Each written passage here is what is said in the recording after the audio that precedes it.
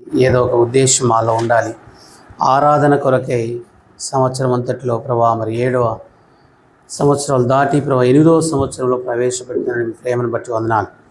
ఈ 7 సంవత్సరాల యొక్క చరిత్ర ప్రభా మరి ఎంతో కష్టము, దుఃఖము, ఏడుపు, బాధ, ఎన్నో పరిస్థితులు ఉన్నాయి. వీటిలో ప్రభా మీ దాసులు, సంఘము, ప్రజలు స్థానికంగా ప్రభా మట్టలి మరి జిల్లా హెడ్ క్వార్టర్ ఇవన్నీ కూడా అనుభవిస్తూ వచ్చి వీటిని రుచి చూచి ఎరిగినట్లుగా సహాయపడండి. ఆరాధించడం కొరకే సహాయపడమని దయగల చేతులకు అప్పగించుకుంటూ సమయాన్ని దీవించమని యేసు ప్రభు నామమున ప్రార్థిస్తున్నాము తండ్రి. కొన్ని మనం చదువుకున్నటువంటి భాగంలో ఈ కీర్తన రాయడానికి కోరాహు కుమారులు బహుశా వాళ్ళు మరి త్యాగం చేస్తూ వచ్చారు, ధైర్యం చేసి ఈ పాటను రాస్తున్నారు. కాబట్టి వారు ఒక దివ్యమైన సంగతి నా హృదయంలో బహుగా ఏం చేస్తుందటమా ఉప్పొంగుచున్నది. కాబట్టి వారి యొక్క ఆశ దేవుని మందిరము, దేవుని యొక్క ప్రేమ, దేవుని యొక్క కృప వారిని ఎంతగానో ఆకట్టుకున్నట్లుగా చూస్తాం. కాబట్టి ఈ కీర్తన రాయడానికి పరలోకపు పెళ్లి కుమారునికి గుర్తుగా, పరలోకపు పెళ్లి కుమారునికి గుర్తుగా సిద్ధపడడానికి కోరాహు కుమారులు సిద్ధముగా ఉన్నారు. కాబట్టి వారి హృదయంలో ఒక ఆరాధన దాగి ఉన్నట్లుగా మనము చూడగలుగుతాం. ఒక దివ్యమైన సంగతితో నా హృదయం బహుగా ఉప్పొంగుచు, నేను రాజుని గురించి రచించి దాని పలికెదను, నా నాలుక త్వరగా రాయువాని కలంలోలే ఉన్నది. అంటే దేవుని ఆరాధించడానికి కొరకై దేవుడు కోరాహు కుమారులను, కోరాహు యొక్క కుటుంబాన్ని దేవుడు కాపాడుతూ వచ్చాడు. ఈ కీర్తనలో వారి యొక్క సారాంశం పరలోకపు రాజుకు వారు పెళ్లి కుమారుడుగా, పెళ్లి కుమార్తెగా తమ్మును తాము ఏం చేస్తున్నారు, ప్రభుకు సిద్ధపరచుకుంటున్నారు. రేపు ప్రభు వస్తే ప్రభు మమ్మల్ని తీసుకొని వెళతారు. కాబట్టి వాళ్ళు ఒక దివ్యమైన సంగతి నా హృదయంలో బహుగా ఉప్పొంగుచున్నది. ఇది మన జీవితంలో. కాబట్టి దేవుడు చేసిన ప్రతి కార్యాన్ని, ఎందుకు ఇలాగున మందిరం యానివర్సరీ, ఎందుకు ఈరోజు కృతజ్ఞత కూడిక అంటే మన హృదయంలో ఏముంది, ఒక దివ్యమైన సంగతి ఉంది. ఏమిటి ఆ సంగతి? ఇక్కడ స్థానికంగా ఉండేవారికి తెలుసు కదా, ఇక్కడ స్థానికంగా ఉండే సేవకునికి తెలుసు కదా, ఇక్కడ ఉండేటువంటి ప్రజలకు తెలుసు. ఏమిటిది అది? దేవుడు చేసిన ఒక సంగతి. ఏదో ఒక దానికి మన హృదయంలో ఒక దివ్యమైన సంగతి ఉంది. కోరాహు కుమారులు కూడా ఈ కీర్తన పరలోకపు పెళ్లి కుమారుని కొరకై అంకిత భావముతో ఈ కీర్తన రాస్తూ వచ్చారు. ఆ పెళ్లి కుమారుడు అందుకొరకు ఇక్కడ రాయబడిన మాట ఏమంట చూడండి, 10వ వచనంలో, కుమారి ఆలకించుము, ఆలోచించి చెవియొగ్గుము, నీ స్వదేశమును నీ తండ్రి ఇంటిని మరువుము. ఆ తర్వాత ఈ రాజు నీ ప్రభు ఇతని సౌందర్యం కోరే. కాబట్టి ఇప్పుడు కోరాహు కుమారులు ఈ కీర్తన రాయడానికి సారాంశం మీకు అర్థమైపోయింది అనుకుంటా. ఎందుకు? వారు ముందుగానే సిద్ధపడ్డారు పరలోకపు యొక్క తండ్రితో, పరలోకపు పెళ్లి కుమారునితో కలుసుకోవడానికి ఒక సిద్ధపాటు కలిగినటువంటి ఏర్పాటు. కాబట్టి ఇక్కడ మనము ప్రభును ఆరాధించుట కొరకై ఒక దివ్యమైన సంగతి నా హృదయంలో బహుగా ఉప్పొంగుచున్నది. కాబట్టి ప్రభును ఆరాధించాలి, మనము ప్రభును స్తుతించాలి. 7 సంవత్సరాలు ప్రభు కాపాడుతూ వచ్చాడు. 8వ సంవత్సరం యానివర్సరీ. కాబట్టి దేవుడు తన ప్రజలను అలా కాపాడుతూ నడిపిస్తూ దేవుడు తీసుకొని వచ్చేవాడుగా ఉంటున్నాడు. కాబట్టి దీన్ని బట్టి మనం ఏం చేయాలి? ప్రభును ఆరాధించాలి. ఒక దివ్యమైన సంగతి నా హృదయములో ఉప్పొంగుతుంది. హృదయములో ఉప్పొంగేటువంటిది. ఈ లోకములో ఏదైనా ఉందంటే ఎక్కువగా ఫస్ట్ అవయవాల్లో ఎక్కడ పనిచేస్తుంది? హృదయములో పనిచేస్తుంది. ఎక్కడ పనిచేస్తుంది? హృదయంలో పనిచేస్తుంది కదా. ఏదైనా సంతోషం వచ్చినా, దుఃఖం వచ్చినా, బాధ వచ్చినా దేనికి కాంట్రాక్ట్ ఉంటుంది? హృదయానికి. ఫస్ట్ హృదయం దగ్గరికి వెళ్తుంది. అది బాధ కానీ, సంతోషం కానీ, ఆనందం కానీ ఏదైనా దేని పంచుకుంటుంది? హృదయం. ఇప్పుడు కోరాహు కుమారుల్లో ఏముంది? హృదయంలో ఒక దివ్యమైన సంగతి. ఆ సంగతిని మనం చూద్దాం. దివ్యమైన సంగతి ప్రభువును ఆరాధించి ఈ 7 సంవత్సరాల చరిత్రలో, ఈ 7 సంవత్సరాల్లో ఎన్నో కష్టాలు, ఎన్నో బాధలు సంఘం అనుభవించింది, సేవకుడు అనుభవించారు, పరిశుద్ధులు అనుభవించారు. కాబట్టి అన్ని పరిస్థితుల నుంచి కూడా ప్రభు మనను కాపాడుతూనే వస్తున్నారు. ప్రభు కాపాడకపోతే మనం ఈరోజు ఈ కృతజ్ఞత కూడిక కలిగి ఉండేవారము కాదు. కాబట్టి ఇక్కడ ప్రభు మన విషయంలో ఒక ప్రణాళిక, ఒక ఏర్పాటు కలిగిన వాడుగా కోరాహు కుమారులు 18 కీర్తన రాస్తూ వచ్చారు. ఒక దివ్యమైన సంగతి నా హృదయంలో బహుగా ఉప్పొంగుచున్నది. ఎక్కడ? హృదయములో ఉప్పొంగుచున్నది. ఎక్కడ పొంగుతుందంటమ్మా? హృదయములో పొంగుతుంది. కాబట్టి ప్రభు ఒక దివ్యమైన సంగతిని మనం కాబట్టి ఒక హృదయమైన సంగతి నా హృదయములో ఉప్పొంగుచున్నది. కాబట్టి హృదయంలో ఏమవుతుందట? ఒక సంగతి దేవుడు మనలో ఉప్పొంగేవాడుగా ఉంటుంది. అంటే దేవుడు మన విషయంలో కూడా మరి దేవుడు చేసేటువంటి కార్యాలు అద్భుతమైన కార్యాలు. అంటే ప్రభు మన విషయంలో కూడా ఎంతో గొప్పవాడుగా ఉంటున్నాడు. కాబట్టి హృదయములో ఉప్పొంగేది ఒక దివ్యమైన సంగతిని తన ప్రజలకు తెలియజేయడానికి కోరాహు కుమారులు ఇష్టపడుతూ వచ్చారు. కాబట్టి మన హృదయంలో ఒక ఆరాధన ఎలా రావాలి, మన హృదయంలో ప్రభుని ఎలా స్తుతించాలి, మన హృదయంలో నుంచి ప్రభుని ఎలా గణపరచాలి, మన హృదయంలో నుంచి ఒక సంగతి బయటికి రావాలి. అది ఎలా రావాలి, ఎలా వస్తుంది? ఒక హృదయంలో మనము ఉప్పొంగేదిగా చూడాలి. చూడండి, పరమగీతములు 2వ అధ్యాయం 3వ వచనం. పరమగీతములు 2:3 వచనం. పరమగీతములు చదమ్మా. జల్దరు వృక్షం ఎట్లున్నదో పురుషులలో నా ప్రియుడు అట్లున్నాడు. ఆనందభరితుడిని అతని నీడను కూర్చుంటే. చూడండి, ఇక్కడ పురుషుని గురించి, ఎవరి గురించి ఉప్పొంగుచున్నది? ఈ పురుషుడు ఎవరు చెప్పండి? ఎవరమ్మా? ప్రభువైన యేసుక్రీస్తు ప్రభువు. ఇప్పుడు తను తాను సంఘము అలంకరించుకోవాలి. కాబట్టి హృదయములో ఒక దివ్యమైన సంగతి ఉంది. ఏముందంట? ఒక దివ్యమైన సంగతి. కాబట్టి ఇక్కడ షారోను పొలములో ఉండేవారు ఏం చేస్తున్నారు? ఆయన గురించి చక్కగా ఆరాధన కొరకై ఒక పాటను వర్ణిస్తున్నారు. కాబట్టి ఇక్కడ చూడగలిగితే మొదటి వచనం చూడండి. నేను షారోను పొలములో పుయు పుష్పం వంటి దానను, లోయలో పుట్టు పద్మం వంటి దానను, బలురక్క చెట్లలో ఒల్లి పద్మము కనబడినట్లు స్త్రీలలో నా ప్రియురాలు కనబడుచున్నది. అడవి వృక్షంలో జలవృక్షంలో ఎట్లును పురుషులో నా ప్రియుడు అట్లున్నాడు. కాబట్టి ఇక్కడ చూడండి, ప్రియుని గురించి వర్ణించే విధానము ఇది ఒక దివ్యమైన సంగతి. ప్రభును మనము ఈ సంవత్సరాలన్నింటిలో కూడా ప్రభును వర్ణిస్తూ, ప్రభు మనల్ని కాపాడుతూ, ప్రభు మనల్ని సంరక్షిస్తూ, ప్రభు దయ చూపిస్తూ కదా, ప్రభు ఎంతగానో మేలు చేస్తూ వచ్చాడు. కాబట్టి ఈ ప్రభును మనము ఆరాధించే వారముగా ఒక దివ్యమైన సంగతి. కాబట్టి ఇక్కడ చూడగలిగితే ఇక్కడ ఏమి ఆ దివ్యమైన సంగతి అండి? పురుషుల్లో నా ప్రియుడు అట్లున్నాడు, ఆనందభరితుడు నేను నీడన కూర్చుంటుంది. కాబట్టి ఒక దివ్యమైన సంగతి హృదయంలో పొంగేది. తన ప్రియుని కొరకు మనము ఎలా ఉన్నాం, తన ప్రియుని కొరకు మనము ఎదురు చూచే వారముగా ఉండాలి. కాబట్టి మన హృదయంలో ప్రభును మరి ఇంతకాలము దేవుడు కాపాడుతూ వచ్చాడు కాబట్టి, ఇంతకాలం ప్రభు కృపను చూపిస్తూ వచ్చాడు కాబట్టి, ప్రభు చేసినటువంటి అద్భుతమైన కార్యాలను మనము తలపోసుకుంటూ, ఆయన చేసినటువంటి అపారకరమైనటువంటి మేలును మనము తలపోసుకుంటూ రావాలి. అది దేవుడు చేసినటువంటి గొప్ప సంగతి, అది దేవుడు చేసినటువంటి గొప్ప సంగతి. అందుకొరకే దేవుడు మనను జ్ఞాపకము చేసుకుంటూ వస్తున్నాడు. దేవుడు మనల్ని విడిచిపెట్టలేదు, దేవుడు మనను విడిచిపెట్టలేదు. ఆయన ఒక దివ్యమైన సంగతిని మనకు తెలియజేస్తుంది. అంటే ప్రభు మన విషయంలో ఇంతగా చూపించడానికి కారణం ఏమిటిది?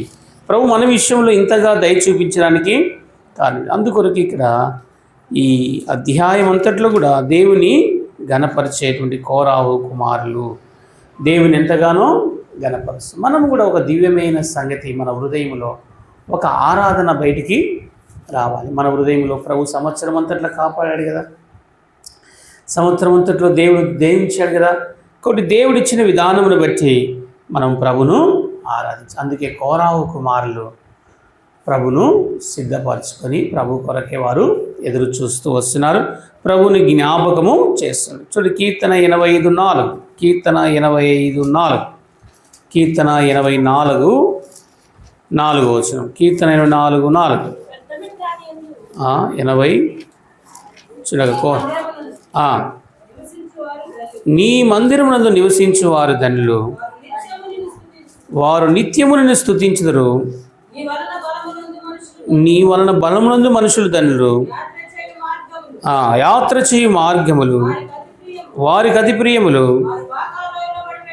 వారు బాకా లోయలు బడి వెలుచు దాని జలమయగా చేదురు, తొలకరి దీవెనతో దాని కప్పారు. కాబట్టి ఇప్పుడు ఏం చేస్తాడంట, దేవుడు తొలకరి వానతో దీవెనలతో మరొక సంవత్సరము దేవుడు ఏమిస్తాడు? దీవెన, ఆశీర్వాదం కదా.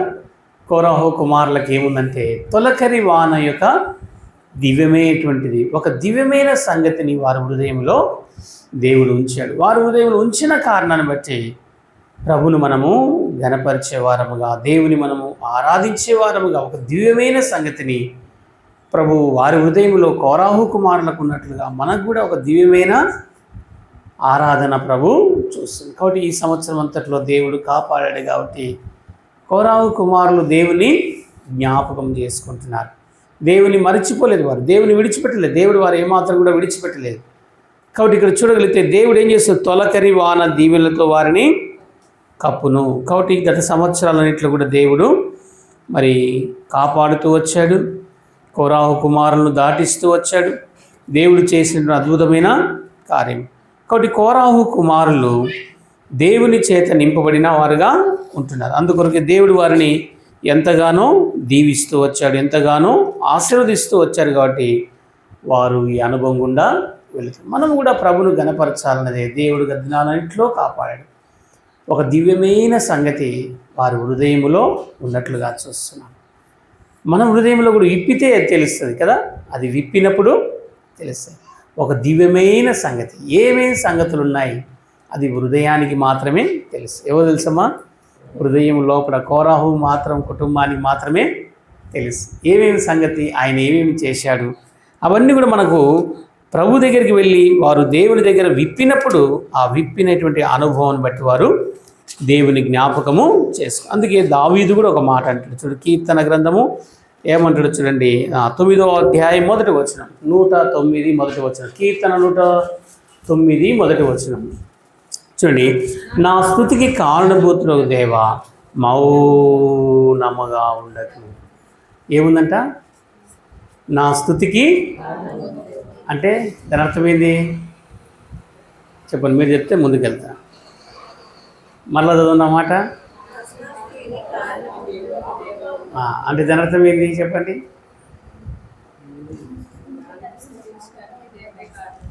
దేవుడే కారణం, రైట్. ఇంకా మీరు చెప్తే ముందుకెళ్తా. చెప్పండి, బోధకులైన వారు చెప్పండి, చెప్పండి ఏమంటే నా స్తుతికి అంటే కారణం లేక పోలేదు. ఏమైనా ఉందే? కారణము లేక పోలేదు అంటే దాని అర్థం ఏంది? నా స్తుతికి కారణభూతులు ఒక దేవ అంటే లోపల ఎన్నో ఉన్నాయి, చెప్పడానికి సరిపోదు. నా స్తుతికి కారణభూతుడు ఒక దేవ ఏమని చెప్పాలి చెప్పండి. నేను ఈ రోజంతా కూడా నిలబడిన కూడా మనము సరిపోదు. సరిపోతుందమ్మా? సరిపోతుందా?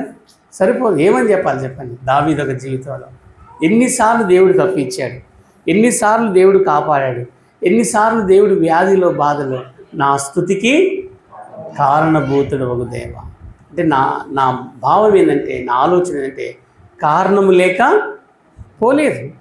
కారణాలు ఎన్నో ఉన్నాయి. తన జీవితంలో ఎన్నో పోరాటాలు వచ్చాయి. సొంత పిల్లలే తరిమారు. తన జీవితంలో సంతోషం ఉంది, దుఃఖం ఉంది, నాట్యం ఉంది, ఏడుపు ఉంది, అంగలార్పు ఉంది కదా, అన్నీ ఉన్నాయి. ఏదైనా లేకపోలేదా? ఏమని చెప్పమంటారు చెప్పండి? ఏమని చెప్పమంటారు? దావీదుని అడిగితే నా స్తుతికి కారణభూతుడవు దేవా, నేను ఏమని చెప్పగలను నీకు ప్రభా? కాబట్టి మన జీవితంలో ఎవరంటే, కాబట్టి నిజంగా చూడ ఒక దివ్యమైన సంగతి నా హృదయంలో ఉప్పొంగుచున్నది. కాబట్టి దివ్యమైన సంగతి. ఈరోజు ఎన్ని సంగతులు జరిగాయి. ఈ పునాదులు వేసినప్పుడు ఏం జరిగింది, లేదా ఈ స్థలం కొన్నప్పుడు ఏం జరిగింది, ఇక్కడ స్థలం తీసుకోవడానికి ఎట్లా ఆరాధన ఆరంభమైంది, ఎట్లా దీనికి ప్రయాసపడ్డాము, దీంట్లో ఎంతమంది సహకరించారు, ఎంతమంది ప్రయాసపడ్డారు, ఇవన్నీ కూడా చూడగలిగితే ఒక దివ్యమైన సంగతి. కాబట్టి స్తుతికి కారణభూతి లేకపోతే, నా స్తుతికి కారణభూతులు నీవే. కారణము లేకపోలేదు, కారణం లేకపోలేదు. ఉందా లేదా? కారణం ఉందా లేదా? నా స్తుతికి కారణభూతుడవగు దేవా అంటే దాంట్లో వెనకేముంది? కారణము ఉంది, లేకపోలేదు. నాకు లేదండి, ఏం లేదు, అంత బాగుందంటే ఎన్ని చెప్తావు? బట్ ఎన్ని పరిస్థితులు వచ్చామో, ఎంత కష్టపడ్డామో ఈరోజు ఈ ఫ్యాన్ రావడానికి, లేదా కరెంట్ రావడానికి, ఈ వాక్యాలు రావడానికి, సాపలు రావడానికి, ఈరోజు భోజనం రావడానికి, మనం తినడానికి ఏమో కారణాలు ఉన్నాయి లేదా? ప్రతి దానికి ఎక్కడో చోట దేవుడు కారణాన్ని ఉంచాడు. ఇది ప్రభు చేసినటువంటి హెబ్రోను పక్షంగా దేవుని కార్యం. కోరాహు కుమారులు అందుకే దేవుని ఒక దివ్యమైన సంగతితో ప్రభు దగ్గరికి రావాలి. అది మన హృదయంలో ఉప్పొంగాలి. కోరాహు కుమారుల్లో ఏమి జరుగుతుంట? ఒక దివ్యమైన సంగతి మా హృదయంలో ఉప్పొంగుచున్నది. ఇది ఈరోజంతా చెప్పుకున్నా కూడా ఎన్ని చెప్పిన వాళ్ళు తరగదు. ఏమని చెప్పమంటావు? ఏమని చెప్పమంటావు? కోరాహు కుమారులు ఏమని వర్ణించగలరు వాళ్ళు? చెప్పండి, వాళ్ళు ఏమని చెప్పగలరు? చూడండి, కీర్తన చూడండి, వాళ్ళు ఏమని చెప్పగలరు?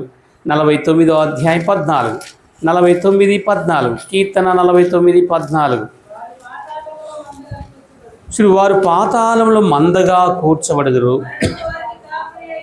చూడు, ఏమని చెప్పాలి చెప్పండి? ఏమని చెప్పాలమ్మా?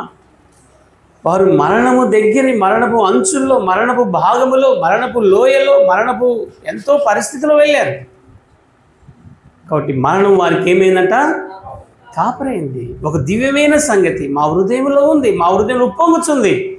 మేము చెప్పడానికి మాకు సమయం సరిపోవడం లేదు. కానీ ఆయన రాబోతున్నాడు, పెళ్లి కుమారుడు రాబోతున్నాడు. కుమారి, నీ స్వదేశాన్ని, నీ ఇంటిని విరుము, నేను చూపించే దేశానికి వెళ్ళము. ఇదిగో ఈయనే నీ ప్రభు, ఈయన నీ రాజు, ఈయననే నీ కోరినవాడు, నీ సౌందర్యం ఇష్టపడినవాడు, నీ చక్కదనాన్ని చూచినవాడు. ఈ లోకంలో ఎవరు మనం ఇష్టపడలేదు. కానీ ఒక దివ్యమైన సంగతి వారి హృదయంలో ఉప్పొంగుతున్నటువంటి కారణాన్ని బట్టి ఈరోజు నీ కొరకు, నా కొరకే ప్రభు ఎంతో గొప్ప కార్యం చేస్తూ వచ్చారు. కోరాహు కుమారులు చనిపోవాలి.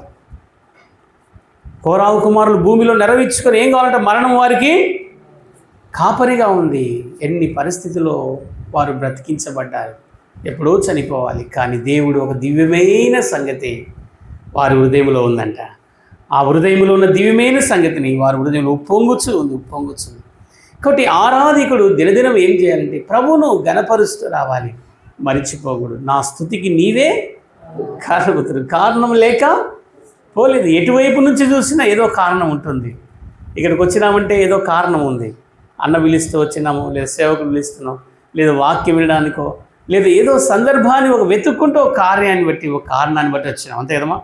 కారణం లేకుండా అయితే ఎవరు రాలేదు, లేదా ఎవరు పిలువబడకుండా అయితే ఎవరు రాలేదు. ఒకవేళ పిలువబడకుండా వచ్చినా కూడా ఏదో ఒక ఉద్దేశము చేత వాక్యం వినాలనే ఆశతోనైనా వచ్చాం కదా. కారణం లేకుండా అయితే రాలేదు కదా. ఏదో ఒక కారణము, ఏదో ఒక ఉద్దేశము దేవుడు మన పట్ల ఉంచాడు. కోరాహు కుమారులు అందుకే ప్రభుని ఏం చేస్తున్నారు? వాళ్ళు దేవునికి ఆరాధిస్తున్నారు. దేవుడు 7 సంవత్సరాలు కాపాడుతూ వచ్చాడు కదా. హెబ్రోను దేవుడు కాపాడుతూ వచ్చాడు కదా. కాబట్టి నీ హృదయం, నా హృదయం ఉప్పొంగాలి. ఏం కావాలంటమ్మా? హృదయం ఉప్పొంగుతూ ఉండాలి. ఈనాడు హృదయం ఉప్పొంగుతుందా? హృదయం అక్కడనే ఉందా? ఒక దివ్యమైన సంగతి దేవుని దగ్గర తీసుకురా. ఒక కోరాహు కుమారులు వారు దేవుడు చేసినటువంటి కార్యం, ఈ సంవత్సరం తొలకరి దీవెనలతో నింపాలని దేవుడు ఇష్టపడుతున్నాడు. బాకా లోయలబడి వారు వెలుచుండగా వారిని ఏం చేసిండ దేవుడు? జలమయముగా తొలకరి దీవెన వారికి ఏం చేసిందట? జలమయములుగా చేసింది. జలమయం చూడండి, జలమయం అంటే కొన్నిసార్లు మంద వస్తుంది. మంద నీళ్ళలో పోతే ఏమవుతుందమ్మా? ఏమవుతుందన్నా? ఆ జల అంతా ఏమవుతుంది? అంత కిందికి పైకి, కిందికి మైకి, లోపల మైకి జల పారేటువంటి జలంలో నడిచేటువంటి మందను చూసినప్పుడు ఆ నీళ్ళన్నీ కూడా ఏమవుతాయి చెప్పరే? జలమయం అవుతాయి. అంటే కిందికి ఊట పైకి వస్తుంది, పైకి ఊట కింద. పారుతున్న దారలో ఏదైనా ఒక వస్తువు కానీ ఏదైనా మంద కానీ వెళ్ళినప్పుడు ఆ నీళ్ళు ఏమవుతాయి? జలమయం అవుతాయి. కాబట్టి ఇలాంటి పరిస్థితిలో తొలకరి దీవెన చేత వారిని నింపుతూ వచ్చింది జలమయంగా, నీరు పైకి కిందికి చేశారు. కాబట్టి ఇక్కడ చూడగలిగితే ప్రభువు నీ కొరకు నా కొరకై ఒక ఆరాధన మనలో రావాలి. కాబట్టి కోరాహు కుమారులు ఒక దివ్యమైన సంగతిని రాస్తూ వచ్చారు. ఆ దివ్యమైన సంగతిని వారిని జలమయులుగా చేస్తూ వచ్చినట్లుగా మన జీవితంలో కూడా ప్రభువును ఆరాధించాలి, దేవుని స్తుతించాలి. ఈ 7 సంవత్సరాల జీవితంలో దేవుడు ఎన్నో కార్యాలు చేశాడు. రక్షించబడిన నాటి నుంచి ఈనాటి వరకు కూడా దేవుడు మనల్ని ఒక దివ్యమైన సంగతితో దేవుడు మనల్ని వెతికాడు. ఆ దివ్యమైన సంగతి 3 రకాలైనటువంటి అనుభవాన్ని చూసుకొని మనము ప్రభువును ఆరాధిద్దాం. ఒక దివ్యమైన సంగతి దేవుడు చేసినటువంటి తొలకరి దీవెన, అది జలమయులుగా చేసి 3 జలాలను చూసుకొని మనము ప్రభువును ఆరాధిస్తాం. 3 జలాలు. కాబట్టి దేవుడు మనకి ఇచ్చినటువంటి అద్భుతమైనటువంటి ఆరాధన, మనలో నుంచి ఒక జలము అనేది ప్రవహించుట, జలము అనేది అది నది వలె పారుట, జలము అనేది దేవుడు ఒక దివ్యమైన సంగతి వారి హృదయంలో ఉప్పొంగినట్లుగా మన హృదయంలో నుంచి కూడా ఉప్పొంగుతూ రావాలి. కాబట్టి మొట్టమొదటి రండి, యోహాను సువార్త 3వ అధ్యాయము 3వ వచనం 3:3 చూడు. యోహాను సువార్త 3వ అధ్యాయం చూడండి. అతనితో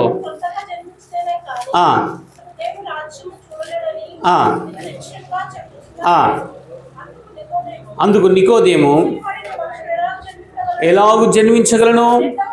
2వ మారు ఆయన అడగా, యేసిట్లను ఒకడు నీటి మూలంగాను ఆత్మ మూలంగాను జన్మిస్తేనే కానీ ప్రవేశింపలే. కాబట్టి ఇక్కడ చూడండి, ఏం జరగాలి? రక్షణ కార్యము జరగాలి. కాబట్టి మనలో ఏం జరిగింది చెప్పండి? రక్షణ కార్యము. కాబట్టి నిజంగా చూడండి, వాక్యము చేత జలము తాకబడిన వారుగా. కాబట్టి ఒక దివ్యమైనటువంటిది నీలోనికి రావాలి, ఒక ఆరాధన. హృదయంలో ఏం జరగాలి చెప్పండి? దేవుని యొక్క రక్షణ కార్యము వాక్యము చేత నీళ్లు తడపబడాలి. కాబట్టి నిజంగా చూడలేతే అక్కడ నుంచి ఏమొస్తుందటమ్మా? కాబట్టి నిజంగా చూడలేతే ఒకడు నీటి మూలంగాను ఆత్మ మూలంగాను తిరిగి జన్మించితేనే కానీ దేవుని రాజ్యములో ప్రవేశించలేడు. ఇప్పుడు ఆయన అన్నాడు, నేను మళ్ళా తల్లి గర్భంలోని పోవాలంటే అది కాదరా పిచ్చోడా, నీ హృదయములో ఏం జరగాల? నూతన కార్యం జరగాలి. ఇప్పుడు నీలో నూతనమైనటువంటిది ఈ సంవత్సరము ప్రభు కోరేది ఏంటంటే, రక్షించబడినటువంటి మనము దేవుడు నీలో ఆ నూతన కార్యము చేయడానికి కొరకు కదా ఈ లోకానికి వచ్చాడు. శిలువ కార్యము జరుగుతూ వచ్చింది. ఈరోజు నీ హృదయంలో ఒక నూతనమైన కార్యం ఏం కావాలి? ఉప్పొంగాలి. ఉప్పొంగాలి. కాబట్టి దేవుడు చేసేటువంటి నూతనమైనటువంటి కార్యం. కాబట్టి ఇక్కడ మొదటిది మనలో ఒక దివ్యమైనటువంటిది, ఒక శిలువ కార్యము, అద్భుతమైన కార్యం. నీలో ఒక నీటి కార్యము, రక్షణ కార్యము హృదయములో జరగాలి. ఎక్కడ జరగాలంటమ్మా? హృదయములో జరగాలి. అదే కదా నువ్వు బోధ చేస్తున్నావు, వాక్యం చెప్తున్నావు, ఎంతో ప్రసంగికుడు కాదయ్యా. ఒకరు నీటి మూలంగాను ఆత్మ. అయితే మనము ఆల్రెడీగా మనము రక్షించబడ్డాము. అయితే ఇప్పుడు నీళ్ళు దేనికి తీసుకొస్తుందంటే, ఇప్పుడు నీలో రక్షణ కార్యము జరిగి ఉంటే నీలో నుంచి ఒక దివ్యమైన సంగతి ఏం చేస్తుందమ్మా? ఉప్పొంగుతుంది. అంటే నీళ్ళలో నుంచి ఏమి రావాలి? బయటికి రావాలి, ప్రవహించాలి.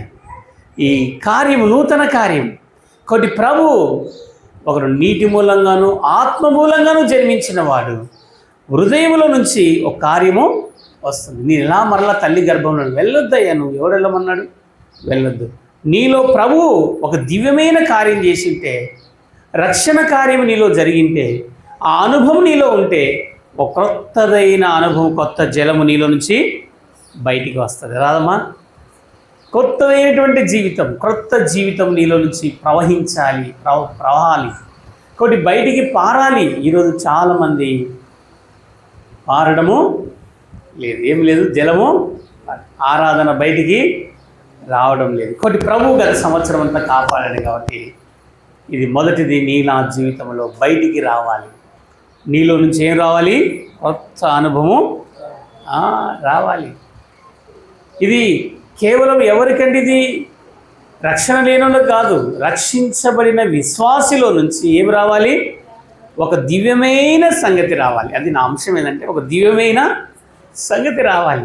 నికోదేము దేవుని ఎరిగినటువంటి అనుభవంలో ఉండి అతడు ఇంకా సరైన జీవితంలో లేకుండగా, సరైన అనుభవం లేకుండగా ప్రభువును ఆరాధించడం వలన లేదా ప్రభువుకు బోధ చేయటం వలన లాభము లేదు. ఒక దివ్యమైన సంగతి నీ హృదయంలో నుంచి ఏం కావాలి? అది ఉప్పొంగుతూ రావాలి.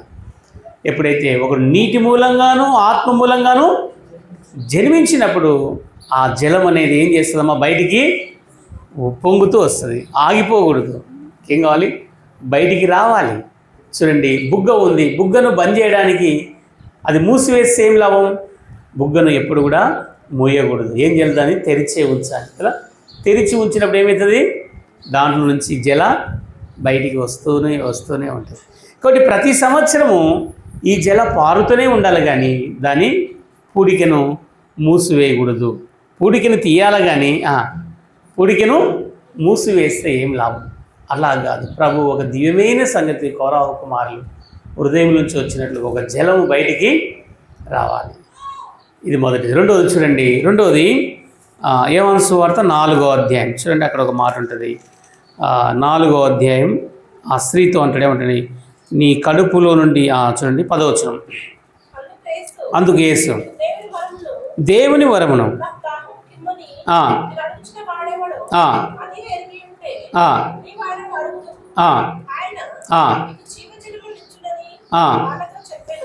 ఆయన ఏమిస్తంట? జీవజలము ఇచ్చును. నువ్వు ఆయన్ని ఎరిగి ఉంటే ఆయన నీకు ఏమిస్తంట? జీవజలాన్ని ఇస్తాడు. కాబట్టి ఇక్కడ దేవుని ఎరిగినటువంటి అనుభవంతో ఆ జీవజలాన్ని అందుకోవాలా. అందుకే ఆమె అంటది కదా, 28వ వచనం చూడండి, ఏమంటుంది ఆమె? చూడండి చూడమ్మా, 23వ వచనం, 23. అయితే యథార్థముగా ఆరాధించువారు ఆత్మతోనూ సత్యముతోనూ తండ్రిని ఆరాధించు కాలం వచ్చుచున్నది. అది ఇప్పుడును వచ్చింది, ఆత్మతోనూ సత్యముతోనూ తండ్రి. ఇప్పుడు నిజముగా నీవు ఆ జలాన్ని తీసుకోగలిగితే మన నుంచి ఏమొస్తుంది చెప్పన్నా? ఆరాధన వస్తుంది. ప్రభా, ఈ 7 సంవత్సరాలు ఎట్లా కాపాడినావు ప్రభా, ఎలా నువ్వు నడిపించావు? నువ్వు ఆయన ఎరిగి ఉంటే ఆయన ఏమిస్తాడు? నీకు జీవజలం ఇస్తాడు. ఒక దివ్యమైన సంగతి నువ్వు తెలుసుకొని ఉంటే, ఒకవేళ నువ్వు ఆరాధికుడు, నిజమైన సేవకుడు, దేవుని క్రియను, దేవుని విధానాన్ని మనం ఎరిగిన సంఘస్థలమైతే అది ఒక ఉప్పొంగేటువంటి దివ్యమైనటువంటి జలాన్ని పొందుకోగలుగుతాం.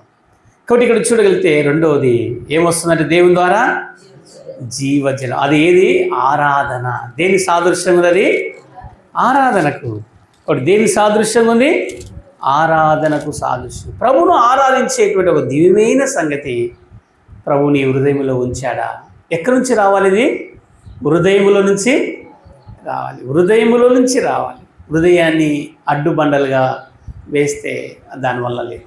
ఒకటి ప్రభువు కాపాడుతూ వచ్చాడు. ఒక దివ్యమైన సంగతి నా హృదయంలో నుండి ఉప్పొంగుచున్నది, నా హృదయంలో నుండి ఉప్పొంగుచున్నది. కాబట్టి నిజంగా చూడగలిగేది రెండవది, మన హృదయంలో నుంచి రావాల్సినటువంటి అద్భుతమైనటువంటి ఒక దివ్యమైన సంగతి. కాబట్టి ఆరాధన బయటికి రావాలి. ఏం రావాలమ్మా? ఆరాధన బయటికి రావాలి. వస్తుందే? రావడం లేదా? ఒకసారి నీకో దేవుడు మాట్లాడు. ఏం మాట్లాడాడమ్మా? నిజమైనటువంటి ఆ జలం బయటికి రావాలి. కాబట్టి అక్కడి నుంచి ఒక దివ్యమైన సంగతి బయటికి రావడానికి, అయ్యా నువ్వు 80 సంవత్సరాలు కావచ్చు, 100 సంవత్సరాలు కావచ్చు, కానీ నువ్వు ప్రభుని ఎరిగావా?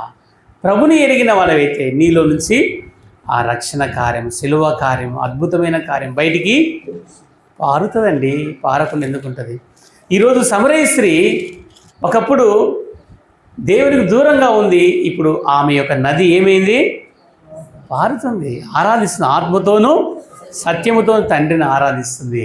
ఆ నది లేదా ఆమె జీవితంలో దేవుడు ఏం చేస్తాడంటే ఒక మార్గదర్శిగా దేవుడు సిద్ధపరచు. అంతే కదా? ఆమె వెళ్ళి ఏం చేస్తుంది? దేవుని పరిచర్య చేస్తుంది, సేవలో సహకరిస్తూ వస్తుంది, అనేకులను ప్రభు వైపు తిప్పుతూ ఉంది, అనేకులను దేవుని దగ్గర తీసుకొస్తుంది. ఒక దివ్యమైన సంగతి మన హృదయంలో ఉన్నప్పుడు మనం ప్రభు దగ్గరికి తీసుకురావాలి. ఆ పరలోక పెళ్లి కుమారుడు ఈ సంఘానికి, ఈ యాన్యువల్స్ డే చేసుకునే సంఘాన్ని దేవుడు తీసుకెళ్తాడు రేపు ప్రభు. ఈ సంఘం ఏమవుతుంది? ప్రభు వచ్చినప్పుడు ఎత్తబడతా సంఘం ఇక్కడ ఉంటుందా? ఎక్కడికి వెళ్తుంది? పరలోకానికి వెళ్తుంది. ఎవరి దగ్గరికి వెళ్తుంది? ప్రభు దగ్గరికి వెళ్తుంది. ఇప్పుడు పెళ్లి కుమార్తె దగ్గరికి వెళ్ళాలా లేదా? వెళ్ళాలి. కాబట్టి ఈరోజు ప్రభు మనకు సంవత్సరం ఇచ్చాడు. ఆ సంవత్సరాన్ని మనం పురస్కరించుకొని ఒక దివ్యమైన సంగతి ప్రభు మన కొరకే సిద్ధపరచారు. ఎంత అద్భుతమైనటువంటి ఈ దివ్యమైన సంగతి మన హృదయంలో ఉప్పొంగాలి. కొరవు కుమారులను జలమయుగా చేయడానికి దేవుడు ఇష్టపడ్డాడు కదా. ఈరోజు ప్రభు నిన్నను కూడా ఈ అనుభవంలోనికి తీసుకొస్తాడు. ఇది రెండవది. మూడవది చూడండి. మూడవది యోహాను సువార్త 7వ అధ్యాయం 35. 7:35 7:35 7:35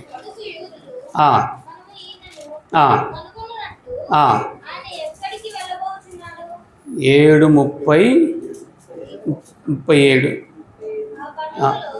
పండుగలో చూడమ్మా. 38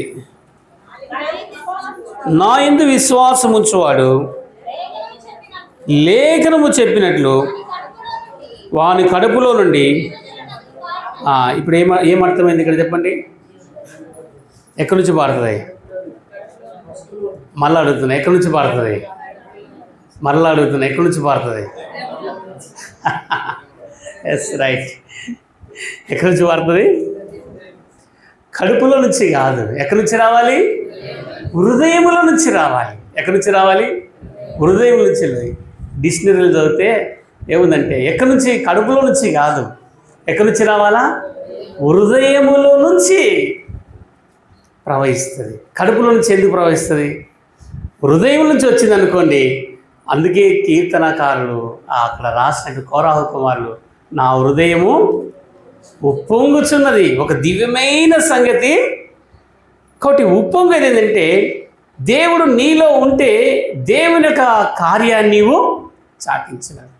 కాబట్టి ఎలాగైతే నీ హృదయంలో నుంచి ఒక సంగతి బయటికి రావాలి, అది నేను చెప్తే కాదు, ప్రభు శిలువ కార్యం, ప్రభు ఎలా కాపాడాడో, ప్రభు ఎలా నడిపించాడో, ఈ 7 సంవత్సరాల యొక్క అనుభవం మన ఆరాధనలో తెలిసిపోతుంది. ప్రభు ఒక దివ్యమైన సంగతి కోరాహు కుమారులు. కాబట్టి అది ఎక్కడి నుంచి రావాలి? కడుపులో నుంచి కాదు. ఎక్కడి నుంచి రావాలమ్మా? హృదయములో నుంచి రావాలి. హృదయములో నుంచి రావాలి. హృదయం నుంచి వచ్చినప్పుడు అది ఎంత బాగుంటుందంటే ఒక దివ్యమైన సంగతి. కాబట్టి మన హృదయములో నుంచి ఉప్పొంగుతూ రావాలి. ఎక్కడి నుంచి రావాలి? హృదయములో నుంచి రావాలి. ఇది ఆరాధన. ఆరాధన ఎక్కడి నుంచి వస్తుందంటే పెదవులలో నుంచి వస్తుంది, కానీ హృదయం నుంచి రావడము. మత్తయి సువార్త 15వ అధ్యాయం, మత్తయి సువార్త 15వ అధ్యాయం చూడండి. ఇక్కడ మత్తయి సువార్త 15వ అధ్యాయం 8వ వచనం 13వ అధ్యాయం 15వ వచనం.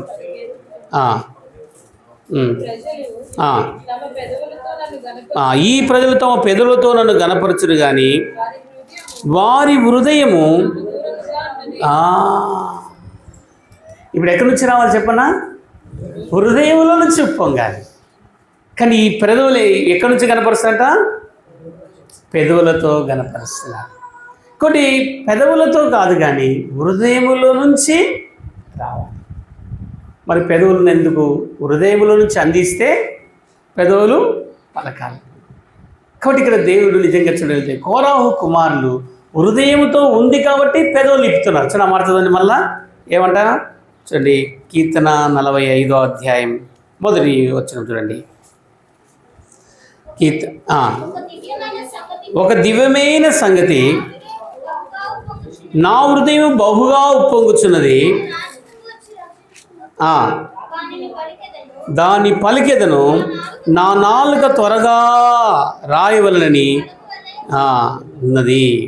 కాబట్టి నిజంగా చూడగలిగితే త్వరగా రాయవలని, నరుల కంటే అతి సుందరమైన వాడు నీ పెదవుల మీద ద్రాక్షారసం దయారసము. కాబట్టి ఒక దివ్యమైన సంగతి ప్రభు మనల్ని విడిచిపెట్టాడు. ఎవరు విడిచిపెట్టారు? ప్రభు మనల్ని విడిచిపెట్టాడు. కాబట్టి దేవుణ్ణి గణపరిచేటువంటి మనము, దేవుని స్తుతించేటువంటి మనం ఏదో ఒక సంగతి ఉంది. నా అంశం ఏంటంటే ప్రభు మన హృదయంలో ఏదో ఒక సంగతిని ఉంచాడు. అది దివ్యమైన సంగతి. కాబట్టి నిజంగా చూడగలిగితే నీ హృదయంలో నుంచి వచ్చేటువంటిది ఒక ధారగా పారాలి కదా, ధారగా పారి ప్రవహిస్తూ రావాలి. ఇప్పుడు ఉదాహరణకు సముద్రం ఉంది. సముద్రం మీద నీళ్ళన్నీ ఏం లాగుతుంది? సముద్రం నీళ్ళని ఏం చేస్తుంది? మేఘాలు లాక్కొని ఏం చేస్తుందంట? సముద్రముని నీళ్ళని లాక్కొని వర్షముగా కుమరిస్తుంది. అది స్కూల్లో చెప్తారు పాట, చిన్నపిల్లలకి ఏం చెప్తారు? ఎట్లా వస్తుందో వర్షం, ఎట్లా వస్తుందో చెప్పండి అమ్మా, చెప్పండి అమ్మా. Yes, right. అదేం చేస్తుందా? సముద్రము ఎట్లా వర్షం వస్తుంది అంటే ఏం చెప్తారు? అది తీసుకొని మనకేం చేస్తుందంట? వర్షాన్ని అందిస్తుంది. చూడండి, అలాగే ఒక చిన్న పాయగా ఆరంభించబడి ఇప్పుడు మనం చూస్తాం. ఇప్పుడు చిన్న కాలువ నుంచి ఒక పెద్ద కాలువ అయింది. ఓ పెద్ద కాలువ నుంచి కుందు నది అయింది. కుందు నది నుంచి మన మున్నేరు అయింది. మున్నేరు నుంచి ఎక్కడికి వెళ్తుంది? మున్నేరు అంతా ఎక్కడికి వెళ్తుంది? కృష్ణది ఎక్కడికి వెళ్తుంది? సముద్రం ఏమవుతుంది? సముద్రం ఏమవుతుందంటే ఇక అంతే, సముద్రంలో నీళ్ళు అంతే. అది ఏమిటికి పని ఉందంటే అందులో కలిసిపోతుంది. అది ఎక్కడ కూడా అంతే, అది పారుతుంది అంతే. వాటిలో వెళ్ళిన తర్వాత ఏమి దాన్ని చేయలేము. మనము సముద్రంలో కలవకముందే ఏం చేయాలి? దాన్ని ఆనకట్ట కట్టుకొని, అందుకోసమే మన వాళ్ళు ఏం చేస్తారు? స్టోరేజ్ చేస్తారు. ఏం చేస్తారు? ఆ నీటిని స్టోరేజ్. ఇప్పుడు ఒక దివ్యమైన సంగతి నీ హృదయంలో ఉప్పొంగుతుంది. దాన్ని ఆపు. నీ హృదయాన్ని ప్రభుకి ఇచ్చేవారముగా ఉండాలి. ప్రభుకి ఇచ్చేటువంటి నదిగాను ప్రవహించేవారముగా ఉండాలి. అందుకొరకే కోరాహు కుమారులు ప్రభును ఆరాధిస్తారు. ఒక దివ్యమైన సంగతి మా హృదయంలో ఉప్పొంగుతుంది. కాబట్టి దేవుని కొరకు నువ్వేమి చేయగలుగుతున్నావు? ఒక మంచి సంగతిని దేవుని కొరకే ఇవ్వాలి. ఒక దివ్యమైన సంగతి నా హృదయంలో. 4వది చూడండి, దేవుని కొరకు ఏం చేయాలి? 4వది చూడండి, ఆదికాండం 4వ అధ్యాయం మొదటి వచనం. ఆదికాండం 4 మొదటి వచనం. ఆదాము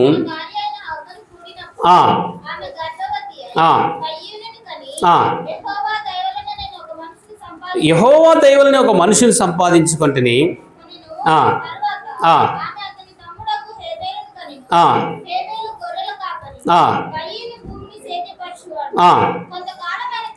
కొంతకాలమైన తర్వాత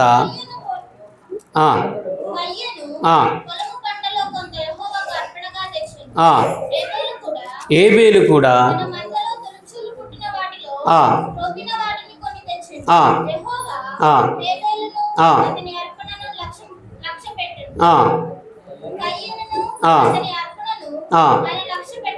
లక్ష్య పెట్టలేదు. చూడండి, ఇక్కడ ఎవరు అర్పణ తీసుకున్నాడు? ఏబేలు యొక్క అర్పణ దేవుడు తీసుకున్నాడు. అంటే ఇది ఎక్కడ ఉంది? ఎలా ఉంది? ఇది ఒక దివ్యమైన హృదయముల నుంచి వచ్చినటువంటి అర్పణ. కాబట్టి మనము కూడా ఇక్కడ చూడగలిగితే ఇక్కడ ఇద్దరు అన్నదమ్ముల యొక్క పరిస్థితి మనము చూస్తున్నాం. అయితే ఇక్కడ ఒక వ్యక్తి యొక్క అర్పణ దేవుడు ఏం చేశాడు? అంగీకరించాడు. కాబట్టి నీ హృదయం నుంచి వచ్చేది దేవుడు ఏం కావాలి? అది చిన్నదైనా పెద్దదైనా సరే, చిన్నదైనా పెద్దదైనా, ప్రభా ఈ సంవత్సరం అంతా నన్ను కాపాడా ప్రభా, 7 మాసాలు 7 సంవత్సరాలు కాపాడాడు. దేవుడు ప్రతి సంవత్సరం కాపాడుతూనే ఉన్నాడు, ప్రతి విధానం కాపాడుతున్నాడు. వారు తీసుకొచ్చిన అర్పణను దేవుడు ఏం చేశాడు? ఒక వ్యక్తి యొక్క అర్పణను అంగీకరించలేదు. ఇప్పుడు ప్రభు అంటున్నాడు ఇక్కడ, ఒక దివ్యమైన సంగతి నీ హృదయంలో ఉంచబడింది, అది నువ్వు ఇచ్చేదాన్ని బట్టి ఉంటుంది. ప్రభుకు నువ్వు ఇచ్చేదాన్ని బట్టి, అక్కడ ప్రభు రిసీవ్ చేసుకున్న దాన్ని బట్టి నువ్వు ఏమి ఇస్తున్నావు, ప్రభుకు ఏమి ఇస్తున్నావు. నీ హృదయంలో ఏముండాలి? నా హృదయంలో ఏముండాలి? ఆరాధనను దేవుడు చూచేవాడిగా ఉంటున్నాడు. కాబట్టి ఇక్కడ చూడగలిగితే నీ హృదయంలో నుంచి వచ్చేటువంటి విధానాన్ని బట్టి దేవుడు నిన్ను అంగీకరించెను. ఎవరి అర్పణ? ఏబేలు యొక్క అర్పణను దేవుడు ఏం చేశాడు? అంగీకరించాడు. కయ్యూని యొక్క అర్పణను దేవుడు అంగీకరించలేదు. కాబట్టి ఈరోజు ప్రభు నీ అర్పణను అంగీకరించాలని ఇష్టపడుతున్నాడు. అలా ఉందా నీ జీవితంలో? అలా ఉందా? దేవుని కొరకు మనం అంగీకరించబడినటువంటి అర్పణగా ప్రభు కోసమే ఉండాలి, జీవించాలి. ప్రభు కోసం మనము జీవించాలి. ఇది గొప్ప ధన్యత. తర్వాత 4వది చూడండి, మనం ఎలా ఉండాలి? మన హృదయం ఎలా ఉండాలి? మన జీవితం ఎలా ఉండాలి? ఆదికాండము చూడండి 5వ అధ్యాయము 24వ వచనం చూడండి. హానోకు దేవునితో కూడా నడిచెను. హానోకు 24 దేవునితో నడిచిన తర్వాత దేవుడు అతన్ని తీసుకొని పోయాడు. హానోకు ఎలా ఉన్నాడు చెప్పండి? దేవునితో నడవడానికి హానోకు యొక్క హృదయం ఎలా ఉంది? తేటగా ఉంది, తేటగా ఉంది. కాబట్టి హానోకు ఎలా నడిచాడంట? దేవునితో నడిచాడు. కాబట్టి ఒక ఆరాధికుడు, దేవుని స్తుతించేవాడు, దేవుని గణపరిచేవాడు ఎలా ఉండాలి చెప్పండి? దేవునితో నడిచే వారంగా ఉండాలి. ఏముండాలి చెప్పండి?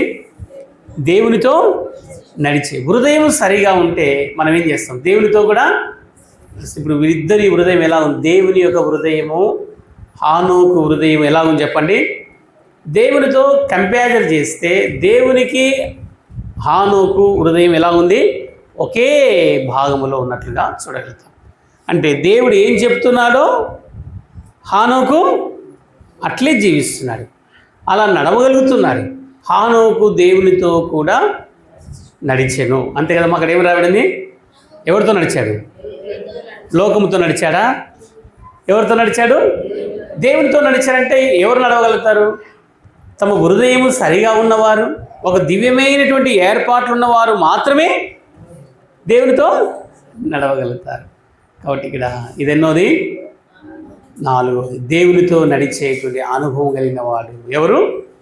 హానోకు. ఎవరితో నడుస్తున్నాడు? దేవునితో నడిచేవాడు. తర్వాత చూడండి 5వది, ఆదికాండం 7వ అధ్యాయం 1వ వచనం. 7వ అధ్యాయం 1వ వచనం. ఈ తరం వారిలో నీవే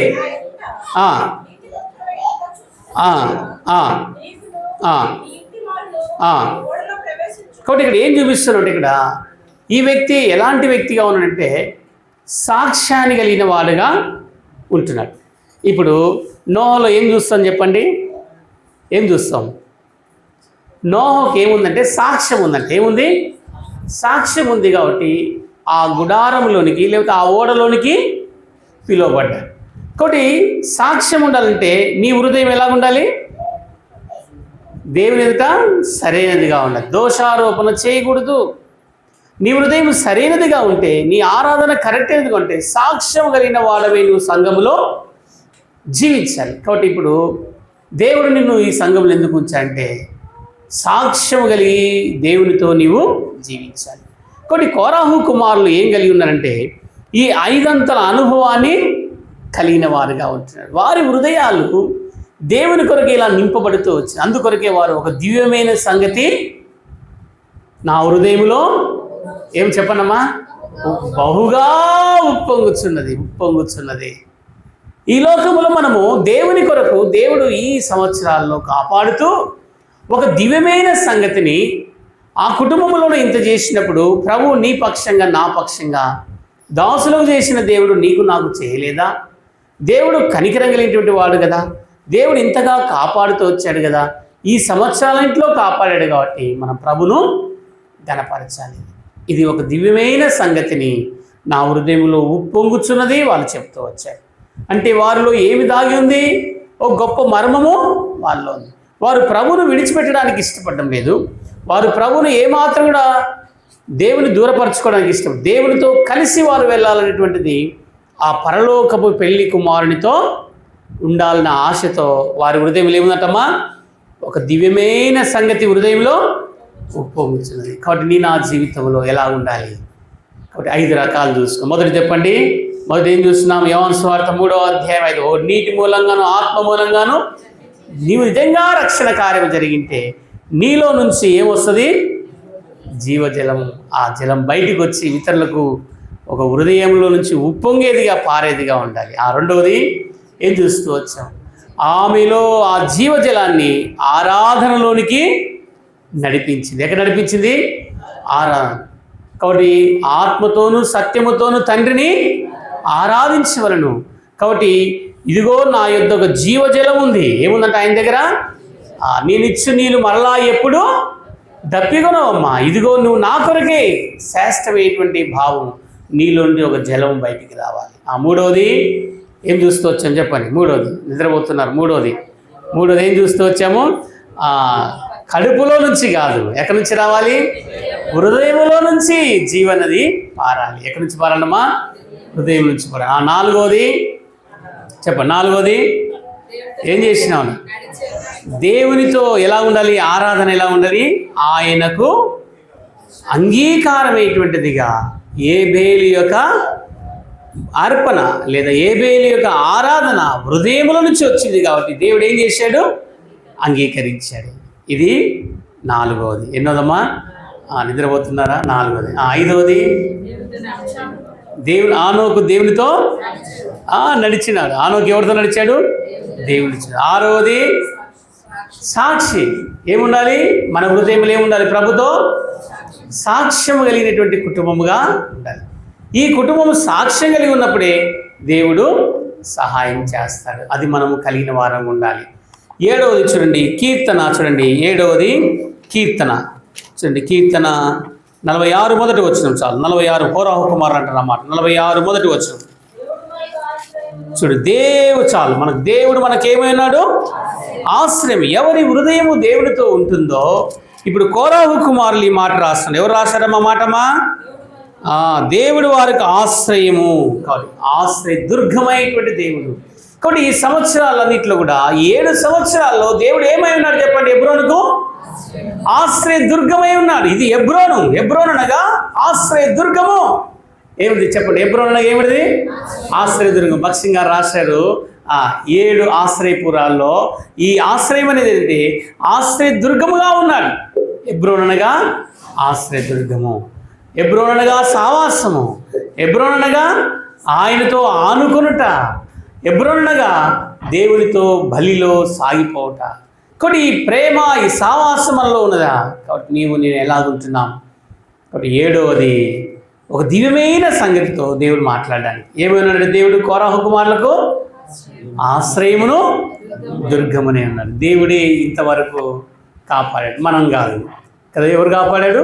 ఏ మనుషుల చేత మనం కాపాడబడలేదు. కాబట్టి 7 అంతలను 7 సంవత్సరాలకు 7 రకాలైన భాగాలు కదా. 7 సంవత్సరాలకు 7 ఒక్కొక్క భాగాన్ని తీసుకుంటే ఈ సంవత్సరంలో ప్రభు మనల్ని దాటించి 8వ సంవత్సరంలోనికి దేవుడు తీసుకెళ్తున్నాడు.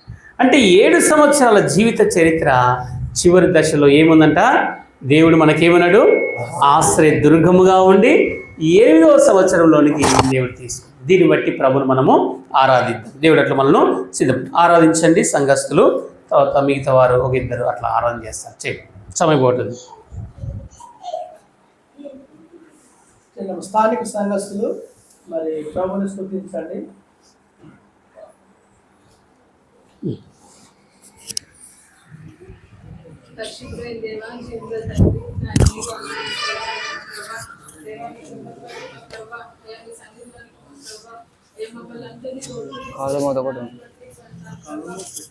ప్రత్యేకమైన